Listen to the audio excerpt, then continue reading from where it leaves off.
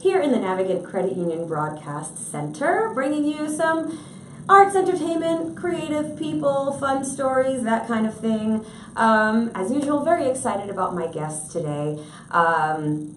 Two really awesome people. Can't wait to get started, so I think I'm just going to jump right in.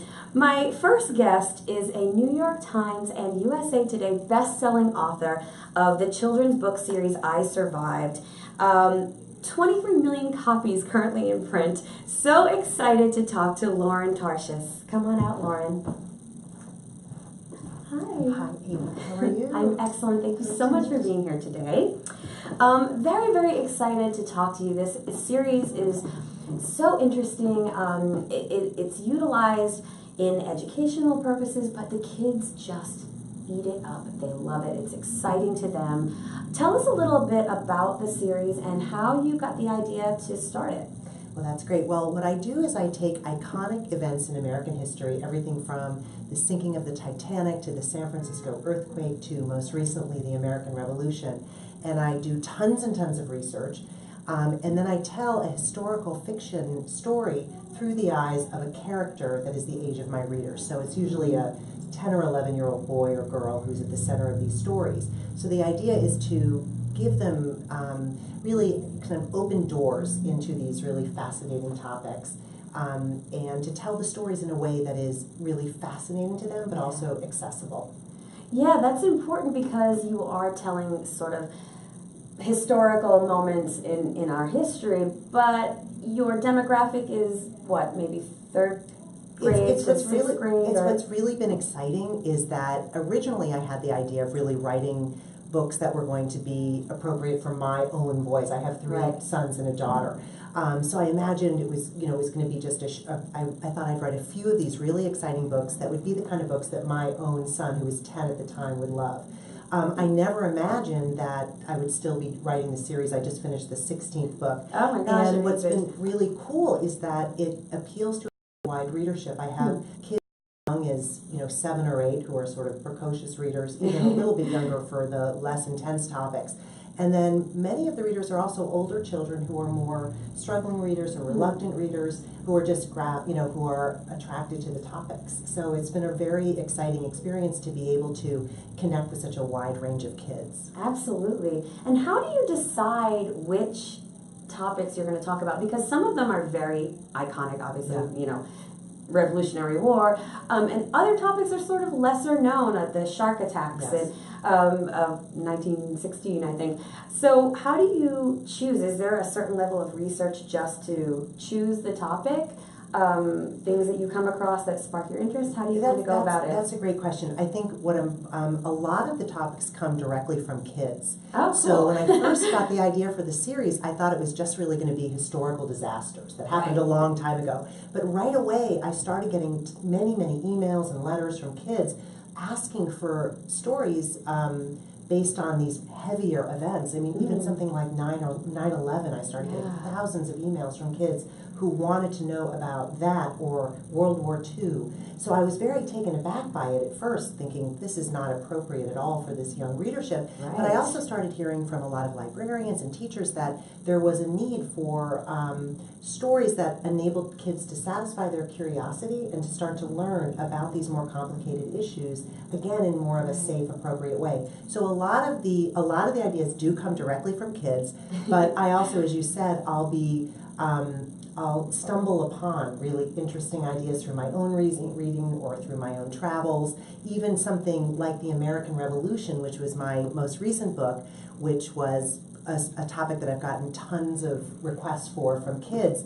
I ended up focusing on the Battle of Brooklyn, which, who knew, was the largest battle of the Revolutionary War in terms of number of soldiers. And it was this enormously important event that happened right after the signing of the Declaration of Independence. It was George Washington's very first battle. It was a miserable failure. He was almost captured. It's this fascinating event that's very little known, but also allowed me to take on a topic that would kind of let kids understand the important themes of the revolution, like resilience and what was really driving so many people to want to be separate from England, but But again, something that I was able to kind of share this discovery that I made just almost by accident, that here was this event that very few people knew about. So it's really a combination, and that's part of the fun. I really feel that I'm in almost an ongoing dialogue with a lot of my readers. They're very engaged, and they have amazing ideas too. Oh, that's awesome. Kids are great for that. You know, kids can't help but be creative, you know, that's just the nature.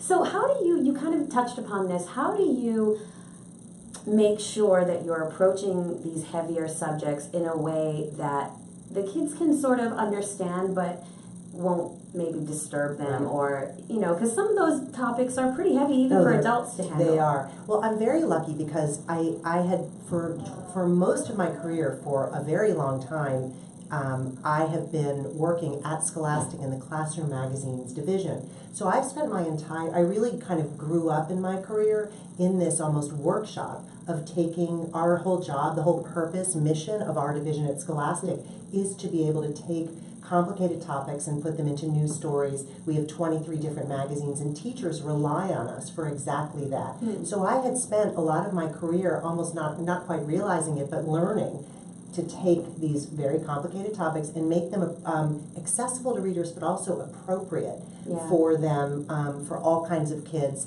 You know, a story like 9/11, which again I was so reluctant to take on, the goal became to create what I call really a siloed story, a sheltered story, so kids could kind of understand what it was like to be an American on that day, to understand what was at stake and how it affected us, but also shielded them from, the story really shields them from some of the very disturbing details of the day and the complexities of what brought it about. So that is really, I think, my biggest challenge, is to find a story where it's truthful, and but these are really, to me, I'm trying to open doors for kids. I'm trying to satisfy their curiosity and hopefully set them on a path where they can learn at their own pace with their families. A lot of times these are books that kids read with their parents, so somehow it works. Yeah, and if it sparks a conversation, or if they have more questions, it kind of, you know, they can talk to their family or their teacher and get more information. I mean, I'm sure there's plenty more knowledge for them to gain from just reading that one story. And I was also wondering, when you're working in this type of situation where you're telling a fictional story based on true events, how do you walk that line between, I'm going to take my creative license with this part, but this is facts that I need to, you know, include? How do you work that? Well, I didn't realize how hard that was going to be. So for every single book, it's almost ridiculous, because if you look at my books, they're these very, 112 page paperbacks, but it requires this massive amount of research. So for a book like the Revolutionary War book, I read more than 30 books. I visited battlefields. I interviewed experts. You're like an expert now. Yes, I can tell you everything you want to know. Right. But my character was fictional, but though he's fictional, everything about him needed to be completely kind of grown from the facts that I learned through my research, and I really can't deviate at all. So it's historical fiction is a wonderful genre to write in, because you learn so much as an author. You have an opportunity to teach so much to your readers, but it is also it's extremely tricky for exactly the reasons that you cite. You can't, I have to make sure that everything that my reader would think would be appropriate and consistent with what an 11-year-old would think in 1776 or 1912. So I think it's what makes the books really satisfying, but also especially challenging to write. I bet. And when you're writing, so a lot of these events are, obviously have happened hundreds of years ago, but there are some events, like you said, 9/11, I survived Hurricane Katrina. Yeah. Do you utilize actual survivors when you're researching those stories? And one of the really interesting and unexpected things that's happened to me as the author of this series, and also in my role, because I still am the editor of Storyworks magazine, which is our beautiful multi-genre magazine we create at Scholastic for 4th and 5th graders. So I write about a lot of these, intense events, and I get a lot of emails from kids and teachers who have been through events like Hurricane Harvey and Hurricane Irma and Maria, and I'm often invited to come to communities that have experienced disasters and difficult challenges. So, for instance, the book that I wrote about the Joplin tornado, which was this EF5 tornado that hit the city of Joplin in 2011, I wrote that book at kind of the invitation in some ways of people from that city. I got many emails from kids and teachers from Joplin saying, you're writing this series, it's you've written about Hurricane Katrina and this earthquake that happened in San Francisco, 100 more years ago. What about us? What about what happened in our city? And what about the experience we had not only going through this disaster, but also rebuilding, and the resilience that we that we have, kind of this American spirit of resilience is something we'd like to share with you. So I ended up going to Joplin, going back to Joplin, and so the story is, in a way, that particular book really became, for me, almost a tribute to the people in that city. So it's been there is a big difference between writing about something that happened long ago, where you're relying on memoirs and diaries, and then the experiences of people who are here now and are in some cases still healing. Yeah. So. Yeah, that's true. These events didn't happen that long ago for these people. It's traumatic, and part of the reason why it is so compelling to watch the lead characters in these stories overcome all of these hardships and challenges. And one of the really cool things about this series is how it gets integrated into classrooms and really gets teachers invested and kids invested in these historical stories. Was that part of your intention as being in the education system? It was. I mean, in some ways, I think that Scholastic is really amazing in terms of its the trust that teachers have in Scholastic and the place that we have in classrooms, a partnership. There's definitely a sense of like a partnership with teachers. So I had written 2 novels, and they were published by Dial, another wonderful publisher. But when I had the idea for I Survived, my agent, even though I was working at Scholastic, really I never thought I wanted to be published by the same place that I work. Anyway, but it just seemed so perfect for Scholastic, and I always did imagine this in classrooms. And what's been so exciting, and I came here an hour ago. I was at a wonderful school in Attleboro, and to hear about how the teachers are utilizing the series. A lot of the readers are, again, reluctant readers, kids who don't see themselves as readers or scholars. And what's very exciting, these teachers talk about how a kid will read a book about Pearl Harbor, an I Survived book about Pearl Harbor, and suddenly wants to learn about World War II, or wants to learn more, wants to find Hawaii on a map, all those things. So so that, I think, for me, it's made writing the series deeply meaningful. And it's the opportunity to go into schools to hear all of the amazing ways that these creative teachers are using these books to not only teach reading, but also to open up doors of curiosity to their students. So absolutely, it makes it, because every kid learns differently, and one kid who is very interested in history, is just interested in all the facts and the things that happen, but like me, when I was a kid, I think having a personal connection to those stories would definitely make me more interested. So it's like you can sort of capture those kids who might not, might glaze over in history class or something. Well, it's funny because I get into these amazing conversations with a lot of them, like these little boys in their Steph Curry jerseys and like their chocolate milk stains, and they're dying to talk about, some arcane battle in World War I that they've become fascinated by. And I always say to them, history, of course, it's dates and facts, but really what history is millions and millions of stories, and our stories will be history one day. So, and we were talking just earlier today in one of the schools about how all of us have some connection.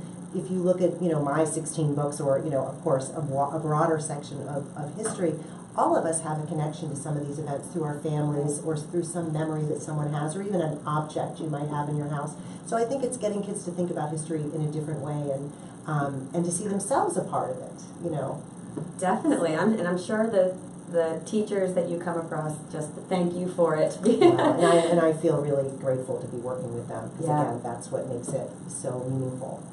And you've talked in the past about your own experience as a reader, and that you yourself actually wasn't a big reader, didn't read your first novel maybe until high school, something like that. So do you feel like your experience not being a reader helped you as a writer to write stories that you knew would be compelling, that you knew would be quick-paced and interesting? Was that experience helpful? I think it's very helpful. I mean, I always joke with the people that I work with at Scholastic on our team that, you know, they were all the kids who were, you know, they were reading, they were reading adult novel, you know, Charles Dickens when they were in 5th grade, right. where I really did struggle. So I think that kids, especially, I'm really writing my series. I mean, it's wonderful that it's been embraced by such a broad group of kids, but I am really thinking always of that kid who's coming, you know, who's a new English speaker, or who's struggling, and that things have to be super fascinating and super clear and super vivid. And my goal is truly to make the kid, it's almost like I wish I could like gently reach through the book and kind of pull that kid into the story so they can truly on this very sensory level feel what did it smell like in an American Revolutionary War camp in New York City. What does it feel like when you are in the belly of a ship you know, as a cannon monkey, you know, in a 18th century warship. All of those things that are things, and that's what the kids always say to me. I mean, even kids who are not the most fluent in talking about literature, they'll say, you know, we love all the action, all the detail. And so I think part of it is my own experience, but also what's been so exciting, and I think a lot of authors feel this way today, is we can be so in touch with our readers that we hear from them, so I can take my cues from the feedback I'm getting, and that helps me understand what's working, what I should do more of, maybe what I should do less of. So it is almost like a crowdsourced experience of when you're writing a series, you have this opportunity to continually improve and iterate on the last one that you've done based on the feedback and the input I get from these readers. So do you get a lot of feedback, like maybe online or through email? Because I know you're going into schools on school tours, so you do get one-on-one interaction with certain students. But are you hearing from them online? I get dozens and dozens of emails a day. Oh my goodness! And hundreds, from kids, and so they're very adorable, and you wouldn't believe what I'm in shock sometimes when to hear what they connect to. And I have to say, on a sort of a very on a pretty serious note, I hear from a lot of kids who have gone through difficult experiences in their lives, whether they're new to this country, or they're struggling with their own learning problems, or they've had an illness. And I think that there's something about the series that they connect with, because really I Survived, I always say, isn't really about history or disasters.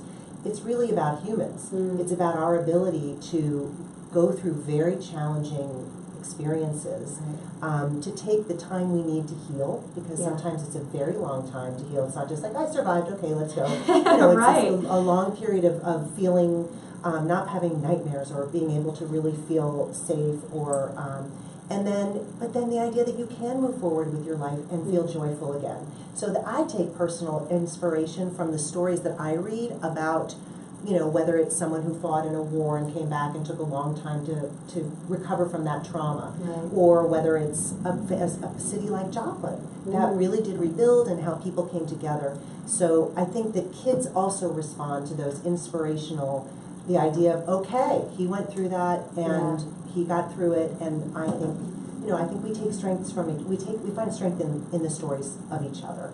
So I get to take a lot of the stories that I learn from in my research, and even though they're through a fictional character, they're very much infused by the true stories that I encounter in my research. Yeah, it's amazing. It's true. They, are learning from someone's experience that might not have a real life example of somebody going through something like them. So to have this fictional character that they can relate to must be really important. So the latest installment was Revolutionary War 1776, released over the summer. Yes. What's next? Do we know yet? Yes, we do. Okay. Well, I was just reading to a group of kids, getting some feedback on the book that's coming out in March, which is about this event that I've always been very fascinated by. It's called the Children's Blizzard, and it Ooh, happened I've in never heard of 1888. that. Yes, and it was this massive, basically a frozen hurricane that came slamming down from Canada, and it hit the prairie states in 1888, Dakota Territory, Minnesota, Nebraska, Iowa.